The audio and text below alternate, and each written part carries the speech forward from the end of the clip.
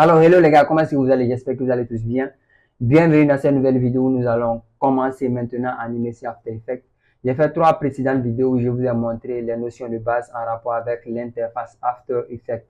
Donc, je vais utiliser cette vidéo-là pour vous partager l'un des éléments les plus importants pour toute personne qui veut animer quelque chose sur After Effects. Et cet élément-là, on l'appelle le keyframe. Le keyframe, c'est quelque chose d'indispensable dans tous les logiciels de montage vidéo pour toute personne qui veut animer quelque chose sur les logiciels de montage vidéo. Donc, pour pas faire long, parce que je veux pas que mes vidéos soient longues, on va aller directement sur mon ordinateur. Je vais vous montrer ce qu'on appelle le keyframe sur After Effects, comment maîtriser le keyframe, comment animer le keyframe.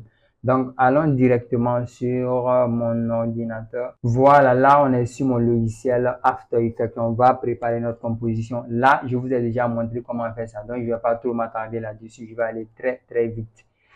Très vite, je vais renommer, je vais mettre keyframe. Keyframe, on va rester avec le format YouTube. La durée, on va aller avec une durée de 30 secondes, ok? Voici l'interface After Effects. On va importer une vidéo pour qu'on puisse ensemble travailler sur la vidéo. Je vais prendre quelle vidéo. Je vais prendre cette vidéo-là. Voilà, je vais l'envoyer. Je vais envoyer la vidéo là dans la timeline. Voilà, là on est bon. Sauf que là, vous remarquez que la vidéo ne couvre pas l'entièreté de la composition. Donc, on va agrandir la vidéo. Vous savez comment le faire. On va aller avec le raccourci clavier, le S, qui est le scale. On va agrandir. Voilà, là, c'est bon. Ça couvre, on appelle ça vraiment la composition, entièrement la composition. Voilà. Donc, on va enlever le S, on va cliquer S, on va enlever le S. Sauf que je vais également enlever l'audio de la vidéo. Je vais sélectionner L. Vous savez, le raccourci clavier, c'est L. Voilà. On va jusqu'à la fin. Là, c'est une vidéo sans son. Lorsque je vais jouer, il n'y a pas de son. Là, on est bon. Donc, maintenant, on va animer le keyframe. Il faut savoir qu'il y a plusieurs manières d'animer. Il y a plusieurs éléments qu'on peut animer à travers le keyframe. Tout ce que vous voulez animer, il y a une manière de l'animer avec le keyframe. On peut animer l'opacité avec le keyframe. On peut animer la rotation avec le keyframe. On peut animer le scale avec le keyframe. On peut animer la position avec le keyframe. Donc, maintenant, la question est de savoir c'est quoi le keyframe. Le keyframe, de manière très pratique, parce que c'est quelque chose qui sera pratique. Voici ce qu'on appelle le keyframe. Le petit rond là, c'est ça qu'on appelle le keyframe. Lorsque je vais cliquer sur le rond là, ça va devenir bleu. Et lorsque je viens ici, voici ce qu'on appelle le keyframe. C'est ça qu'on appelle le keyframe. Ce petit carré là, c'est ça qu'on appelle le keyframe. Voilà. Donc, le keyframe, c'est quelque chose qu'on anime de 2 positions. C'est-à-dire, il y a une position de départ, il y a une position de fin. Je vais vous montrer. Là, il y a un premier keyframe qui est ici. Voilà, c'est-à-dire, maintenant, le premier keyframe, qu'est-ce que je veux faire? Parce que là, j'ai cliqué sur l'opacité. Le premier keyframe, qu'est-ce que je veux faire? Qu'est-ce que je veux faire à cette position-là, en fait? À cette position-là, qu'est-ce que je veux faire? Du moment où j'ai cliqué sur l'opacité, je veux que c'est-à-dire à ce keyframe-là, on n'est pas, c'est-à-dire l'opacité soit de 0, tout disparaît sur l'écran. Donc, je viens un peu devant, je dis à partir d'ici, je veux que l'opacité soit 100%. 100%, on va aller jusqu'à 100%. Voilà, là, c'est apparu. Donc là, on a 2 keyframes. On a le premier keyframe, on a le deuxième keyframe. Pour aller sur le premier keyframe, c'est mieux de cliquer sur cette flèche-là. Cette flèche-là pour aller sur le premier keyframe. Donc, si tu veux animer le premier keyframe, il faut toujours rester sur le premier keyframe pour animer le keyframe. Donc, si je vais animer le deuxième keyframe, je vais sur le deuxième keyframe pour animer. Voilà. Parce que si je reste ici, j'anime tout ce que je vais animer ici, il y a un autre keyframe qui va s'afficher. Est-ce que vous voyez? Donc, chaque fois que vous voulez animer, restez sur le keyframe là où vous voulez animer. Là, ici, sur le deuxième keyframe, je veux animer ça à 100%. Ou si je veux animer ça à 0%, je vais à 0%. Est-ce que vous voyez? Donc là, lorsque je vais jouer, regardez, c'est aller de 0 à 100%. Ici, c'est 0. Ici, c'est 100%. Est-ce que c'est compris? Donc, je peux venir devant, je peux dire à partir d'ici, je mets un autre keyframe. Qu'est-ce que je vais animer sur le keyframe? Je veux que ça reste comme ça, en fait. Et je viens ici, je vais dire à partir d'ici, je veux que ça soit également à 0%. Voilà. Donc là, lorsqu'on va jouer, regardez, c'est monté à 100%, c'est descendu. C'est descendu parce que ici, c'est 0. Le keyframe d'ici, c'est 0. Est-ce que vous avez compris? Donc là, si vous avez compris l'opacité, on va supprimer les 2 keyframes là. Voilà. On va venir sur le scale. On va également expliquer le scale.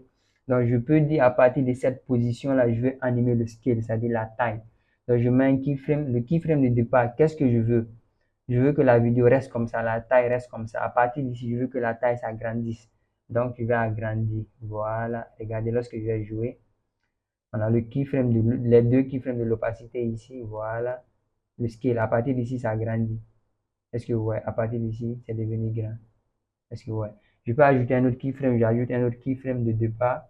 Qu'est-ce que je veux faire ici? Je veux que ça reste comme ça. Mais à partir d'ici, je veux également que ça descende. Voilà. Regardez lorsqu'on va jouer. On a ici l'opacité qui est ici. On a le keyframe, le scale, c'est monté. C'est descendu. Est-ce que vous voyez? C'est descendu parce que ici, à partir d'ici, j'ai fait descendre. Donc l'interface, l'intervalle entre ici et ici, ça va descendre. Est-ce que vous avez compris? Donc c'était ça le keyframe. On peut également animer la rotation, bien vrai que ce n'est pas quelque chose de professionnel. Une manière de vous montrer, la rotation est ici. On va un peu devant. À partir d'ici, je vais faire une petite rotation. Voilà, regardez. Le scale est monté, j'ai descendu la rotation. Voilà, c'est ça on appelle le keyframe. C'est comme ça que vous allez animer les keyframes sur After Effects. Je vais supprimer tous les keyframes. Je vais vous montrer également un autre élément qui est important. Non, je vais faire un retour. Je vais vous montrer une autre chose. Là, vous voyez, tous les keyframes ont disparu. Si je veux faire sortir le keyframe de l'opacité, j'appuie T. Oh, je vais faire un retour. Voilà, tous les keyframes sont revenus. Tous les keyframes sont revenus. Voilà. Là, si je veux faire apparaître les keyframes de seulement l'opacité, j'appuie T, l'opacité va sortir. Si je veux seulement afficher les keyframes de scale, c'est-à-dire la taille, j'appuie S, les keyframes du scale va sortir. Si je veux que les keyframes de rotation apparaissent, j'appuie R, ça va apparaître. Maintenant, si je veux que tous les keyframes s'affichent, je fais le raccourci clavier U. Tous les keyframes vont sortir. J'espère que vous avez compris ça. U pour faire disparaître tous les keyframes. U pour faire apparaître tous les keyframes. Mais si tu veux faire apparaître les keyframes de manière individuelle, tu cliques ce que tu veux faire sortir, c'est S. Tu cliques S, ça va sortir. Est-ce que c'est bon? Je vais supprimer, je vais vous montrer un autre élément vite fait. Donc, la dernière fois, je vous ai fait une vidéo où je vous ai expliqué tout ce qui est en haut ici. Je vous avais expliqué ici le rectangle tool. Maintenant, il y a une chose que j'avais oublié de vous montrer dans le rectangle tool. Il y a plusieurs éléments dans le rectangle tool. Lorsque vous cliquez sur le rectangle tool et que vous maintenez la souris, vous maintenez, voilà, vous maintenez la souris. Il y a plusieurs options qui vont s'afficher. Il y a Round Rectangle, il y a Ellipse Tool, il y a Polygon Tool, il y a Star Tool. Moi, je veux aller avec le Ellipse Tool qui est le cercle. Je vais cliquer le Ellipse Tool. Vous savez que lorsqu'on clique ici, il faudrait choisir ce que tu veux faire. Soit un fond, soit un contour, le stroke. Donc moi, je ne veux pas de stroke. Raison pour laquelle le stroke est à 0%, je veux seulement un fond. On va aller avec un fond rouge. Un fond rouge, c'est bon? OK. Donc là, on va dessiner nos cercles. Je dessine le cercle. Mais qu'est-ce que vous remarquez? Le cercle n'est pas vraiment un vrai cercle du moment où, tant que je ne m'applique pas, ça ne va pas être un vrai cercle. Donc, pour éviter ça, qu'est-ce que je dois faire? Je dois maintenir la touche Shift. Voilà, regardez, lorsque je maintiens la touche Shift et que j'agrandis, ça va s'agrandir comme un cercle. Mais lorsque je vais laisser la touche Shift, regardez, je vais laisser. Est-ce que vous voyez? Donc, chaque fois que vous voulez dessiner un cercle, il faut toujours maintenir la touche Shift. Là, j'ai maintenu. Voilà, je vais dessiner un petit cercle. Je vais laisser le cercle comme ça. Je vais un peu agrandir le cercle. Je vais cliquer S. Vous savez ça déjà pour agrandir. Mais qu'est-ce que vous remarquez? Le cercle s'agrandit. On va revenir sur le Selection Tool. Il faut toujours rester sur le Selection Tool. Lorsque j'ai agrandi, vous voyez, ça s'agrandit à travers le anchor point. Je vous avais montré ça. Voici le anchor point. Donc, c'est important d'avoir le anchor point au milieu parce qu'on va animer le cercle. Là, le cercle va s'agrandir à travers le milieu. Voilà. Lorsque j'ai agrandi, vous voyez, ça s'agrandit à travers le milieu. Là, c'est bon. On va enlever le S. Voilà. Donc là, je veux animer maintenant le keyframe de position. On va cliquer P. Vous savez ça déjà, le raccourci de position, c'est P. Maintenant, je mets un premier keyframe. Le premier keyframe, je veux que le cercle soit où? Je veux que le cercle soit où? Ici. Oh non, non, désolé. Là, on est sur le anchor point, raison pour laquelle j'ai déplacé l'anchor point. Donc, il faut toujours revenir sur le selection tool. J'ai cliqué P, je veux que le cercle soit ici. Voilà, je vais utiliser la position, je vais amener le cercle ici. Vous savez qu'ici, c'est gauche vers la droite, ici, c'est en haut vers le bas. Je veux que le cercle soit ici. Vous pouvez utiliser soit la position, ou vous pouvez rester sur le Selection Tool et vous déplacer là où vous voulez que le cercle soit. Je veux que le cercle soit ici. Voilà, au début. Et à partir d'ici, je veux que le cercle vienne ici. Voilà. Là, lorsqu'on va jouer, regardez, on va jouer. Voilà, quand on va jouer, ça va de la gauche vers la droite. Mais qu'est-ce que vous remarquez? C'est rapide. Maintenant, si vous voulez diminuer c'est-à-dire la rapidité ou la lenteur de l'animation, on appelle ça comment? Agrandir l'espace entre les deux keyframes. Lorsque je vais agrandir l'espace, j'envoie celui-là ici, regardez. Ça va être un peu lent. Voilà. Maintenant, la rapidité va dépendre de l'espace entre le premier keyframe et le deuxième keyframe. Parce que lorsque j'envoie le deuxième keyframe ici, vous voyez, c'est rapide. Donc, moi, je veux quelque chose d'un peu lent. Comme ça, voilà, là, c'est bon. Là, c'est bon. Vous avez compris également la position. Mais sauf qu'il y a un autre élément que je vais vous montrer qui est très, très important sur les keyframes. C'est animer les deux keyframes.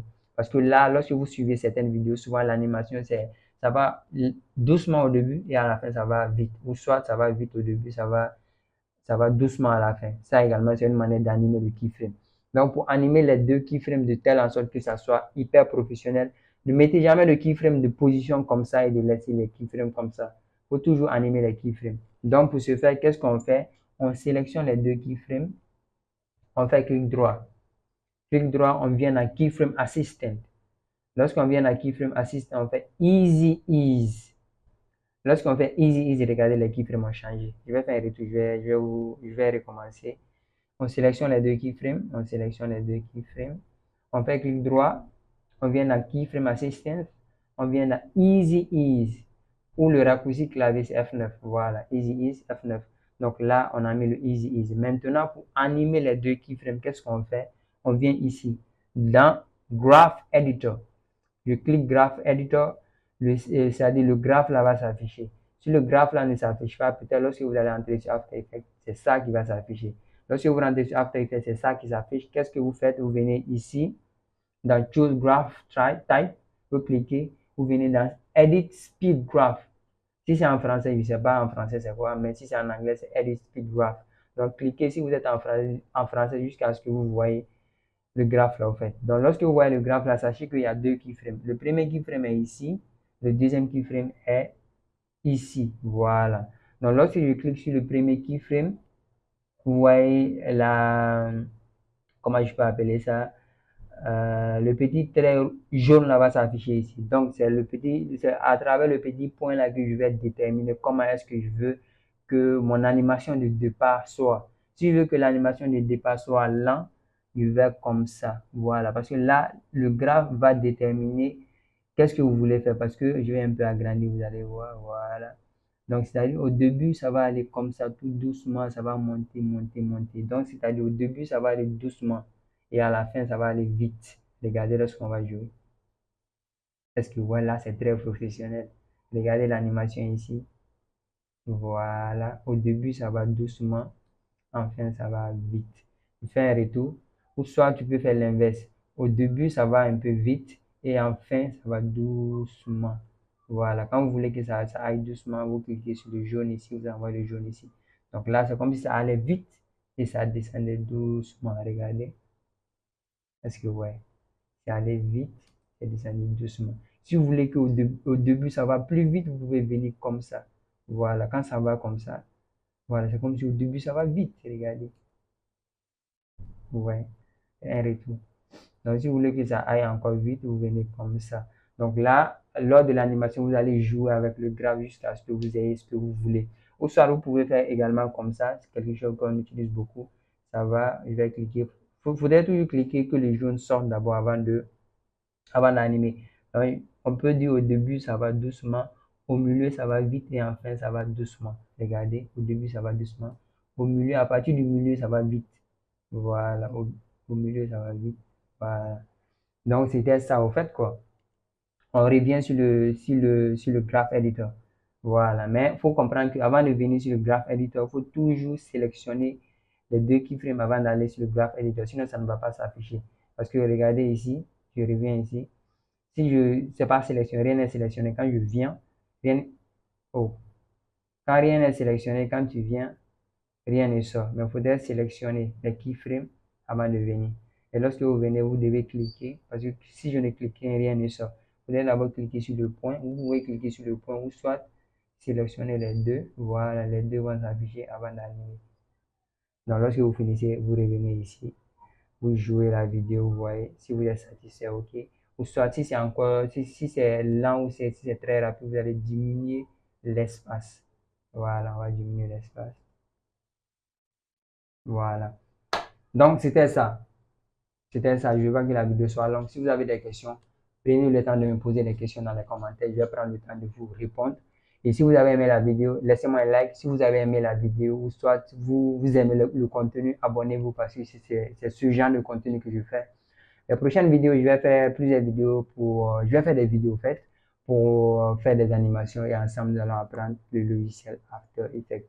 Donc, prenez tout soin de vous. Merci.